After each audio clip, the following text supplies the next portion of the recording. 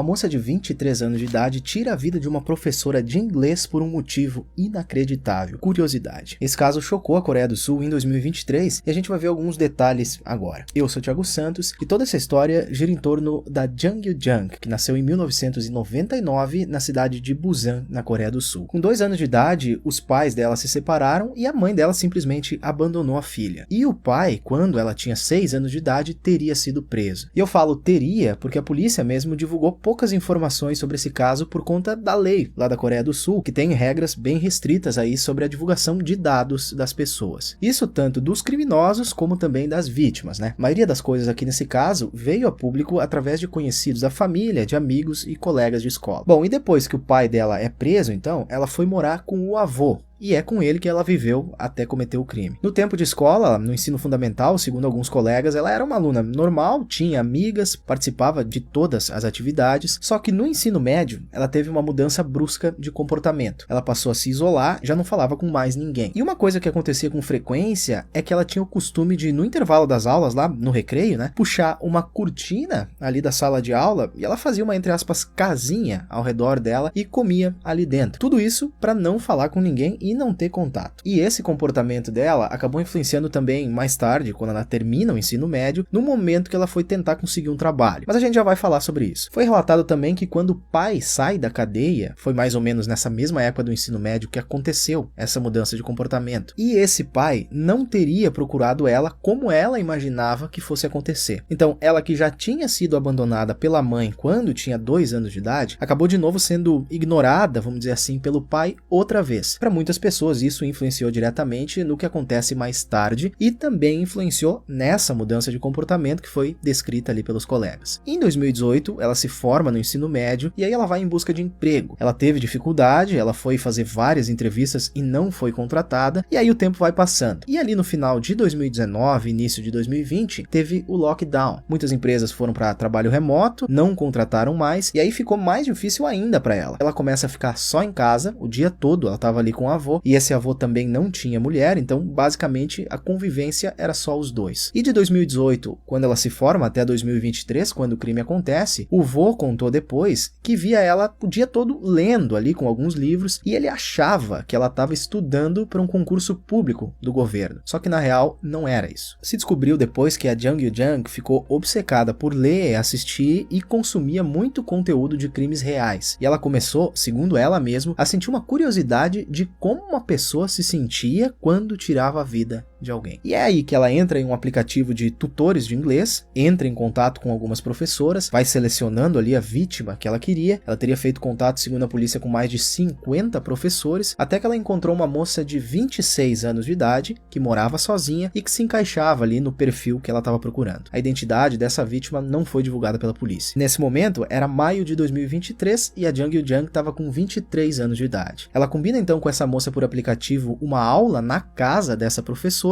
só que ela não falou para ela a idade dela. A Jang Yoo-jung fingiu ser mãe de uma menina de 14 anos que precisava de aulas de inglês. No dia 26 de maio de 2023, a Jang Yoo-jung vai para casa dessa professora, só que antes ela já tinha montado todo um teatrinho. Ela comprou pela internet roupas colegiais, para parecer mais com uma aluna de 14 anos, ela também corta o cabelo, e 5:30 da tarde do dia 26 de maio, ela vai para casa dessa professora. Câmeras de rua de Busan gravaram ela indo para lá, e pouco tempo depois de entrar no apartamento, ela já tira uma faca da bolsa e parte para cima da professora. Ela atingiu a vítima várias vezes, tira a vida dela, e aí começa uma sequência de acontecimentos aqui nessa história ainda mais doidos. Ela tirou aquela roupa colegial que ela tava, pegou uma roupa da professora, saiu do apartamento, foi para casa dela. Nisso ela passa também em um mercadinho para comprar alguns sacos de lixo, produtos de limpeza e também uma outra faca. Aí ela volta para o apartamento da vítima e divide a moça em várias partes. Mais tarde, naquele dia, isso já de noite, né? Ela sai de novo, vai para casa dela outra vez e aí pega uma mala. Ela volta lá para casa da vítima, as câmeras de rua de novo gravaram ela puxando aquela mala, e aí passam algumas horas, até que depois da meia-noite já, então madrugada do dia 27 de maio, ela sai do apartamento puxando aquela mala e chama um táxi. Esse taxista disse depois que a mala parecia estar bem pesada, e a moça não quis ajuda com essa mala. Ela entrou no táxi, só que quando ela deu o destino pro motorista, isso deixou ele sem entender nada, porque ela queria ir para uma região mais afastada ali da cidade, que ficava ficava na beira de um rio e tinha também por lá muita mata. Aí imagina, isso era madrugada, não fazia sentido nenhum uma moça com essa idade ir para aquela região naquela hora da noite. Mas o taxista foi para lá, levou ela, no local ela desceu, pegou aquela mala e foi em direção à mata. O taxista desconfiou mais ainda. Ele ficou por ali, deu uma volta com o táxi e alguns minutos depois ele vê ela saindo de novo daquela mata. Ele passa por ela e ela acaba chamando esse táxi de novo. A polícia acredita que ela não percebeu que era o mesmo taxista. O taxista acabou ficando de novo muito desconfiado, isso mais do que ele já estava, né? Porque ele viu que a mala estava mais leve do que antes. E aí não se tem detalhes exatos aí de como foi que aconteceu, mas o taxista ligou para a polícia, acho que segurou ela ali, algo assim, até que as autoridades chegassem. Quando eles abrem a mala, tinha sangue ali dentro. Perguntam para ela o que era aquilo, ela inventou uma história ali, mentiu, né? Mas a polícia logo foi entrar naquela mata e já começaram a encontrar parte de um corpo, e aí a história não demorou muito para ser desenrolada. Só que ela não confessava o que ela tinha feito, e ela passou alguns dias mentindo, inventando histórias. Ela deu até uma versão de que tinha sido uma briga, e depois ela deu uma outra versão que tinha uma terceira pessoa no apartamento quando ela chegou lá, e aquela pessoa teria mandado ela se desfazer do corpo, só que para a polícia nada disso colava. No mesmo tempo a investigação estava rolando, e no celular da Jung Yoo-jung tinham pesquisas muito suspeitas. Ela tinha pesquisado, por exemplo, como se desfazer de um corpo, esse tipo de coisa, e também tinham, né, os históricos de compra dela, que ela comprou aquela roupa colegial e outras coisas. Então,